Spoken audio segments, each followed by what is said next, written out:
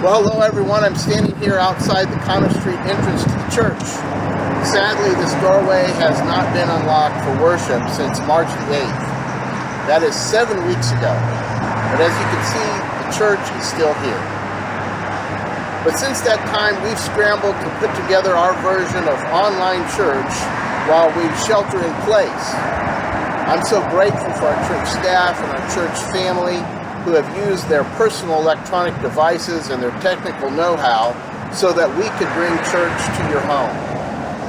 But it's just not the same as gathering for worship with God and with our church family and having that personal contact like we're accustomed to doing on Sunday mornings. I remember learning in Sunday school a long time ago that church is not a building. The church is God's people. And I get that. But for many of us, when we think about church, it's also connected with a building and a location. Recently, I drove by the location where I went to church from the time I was in first grade.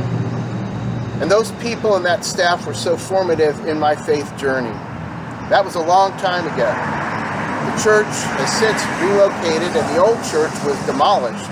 And now there's a school and a playground there. But it does make me a little sad when I drive by. If you've been stuck at home all these weeks and not even been able to drive by the church is still here. First Presbyterian Church, we're all still in the same place. And hopefully in the near future, we will again gather to worship God at this location, and we will celebrate being together once again. And I look forward to that day, as I know you do as well. We will be ready, no doubt about it. Well, this week we received a phone call asking if it would be all right to come by the church to pray in the sanctuary.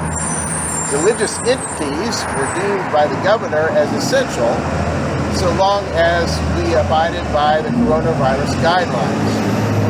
I think this is a wonderful idea, and if you would like to do that, just call the office and let us know when you will be here. Well, this Sunday, I'm going to share a timely message with you from the book of Haggai. There are only 2 chapters in the entire book. The whole book is about Jewish people who had returned to Jerusalem after 70 years of captivity in Babylon.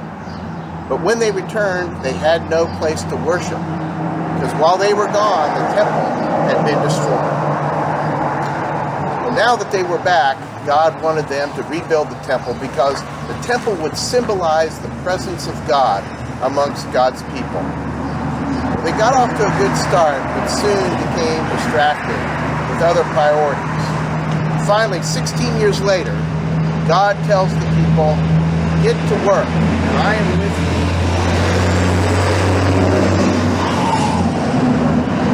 Does that sound familiar to you personally?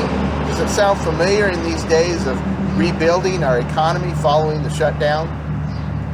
In these days of COVID-19 and social distancing, sheltering in place, rampant unemployment, online learning, and much suffering, we need some words of hope and assurance from God.